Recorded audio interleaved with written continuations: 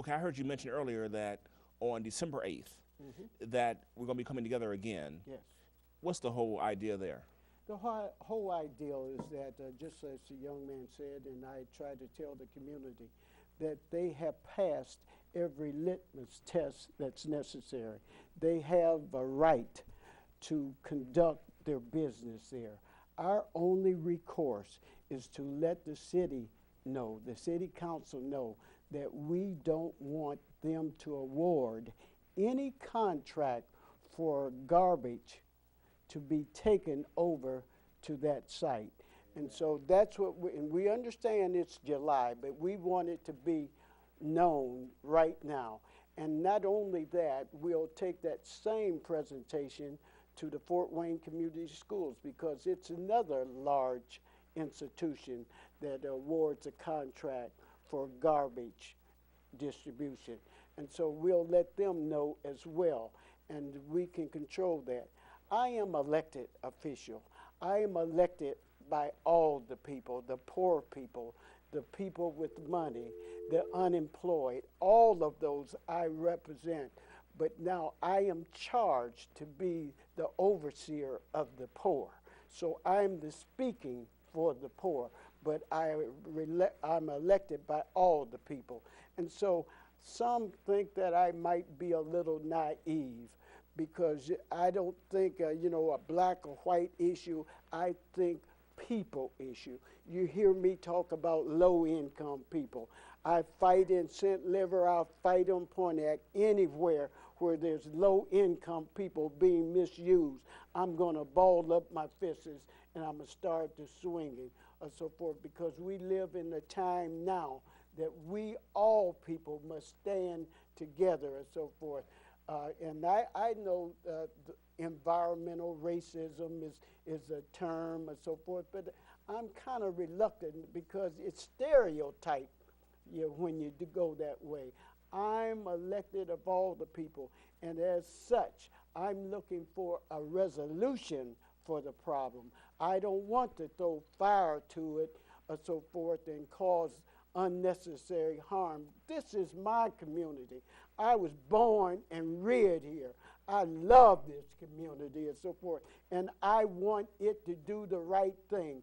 And I think the majority of the people will do the right thing. I better calm it down because people think I'm getting out of control. But that's where my heart starts to speak instead of my mind and so forth because I'm passionate about this because people are the most important thing. It's not money. Finally, I would say this. I was asked by the media, well, don't you think that the owners did a great thing by taking the hazardous waste out of the community? I looked at them and I said, well, you see me talking about cleaning up the community. Do I have to answer that? It's obvious that I'm glad that hazardous waste is taken out. But don't think, Eric, that I'm stupid. I was born at nighttime, but not last night. And what I'm saying about that, filling stations that have tanks buried on them, people buy the property, and when they find out that they have to bury up those tanks and it costs $60,000 and $80,000, they come to the realization: is it worth that investment or walk away? And if they build and they remove the tanks, it's because the investment was worth it. The same true with the owners of this facility. They removed that because at the end result, it was going to be prosperous for them. And so I can't give them the title of an angel of mercy because they did something to better their dollars. But if they had just did a charitable thing and was not receiving it, I would say, yes, they are angel of mercy. Did we benefit from removing it? Yes. Okay, running out of time here. Caller, please go ahead. Hello? Yes, I would just like to say again, I just really applaud Trustee Stevens Thank and you. his position, taking a position for the community, not letting his position, his financial position, his job that brings the bread and butter into his home, letting that stop him from speaking out against the ills that face our community. And I would just like to say to those that are watching, please come out, support the NAACP, December 17th. Come to those meetings and let your voice be heard about what's going on in your community. Thank you so much. You know, as we wind down here, I too like to look for the positive, in an issue, and hopefully, as this community rallies around the issue, we won't stop rallying, because for too long now, we've been operating in a mindset where we're afraid to step out too far, and when we discussed the idea that this surreal report was so close to Willie Lynch, Yes. that there's ways to break out from that, and I think the number one way to break out from that is by people like you standing up fearlessly in the face of opposition and telling it like it is, and having the pastors stand up fearlessly and telling it like it is, and even the Redmond isn't a senior citizen. He's, people who are strong.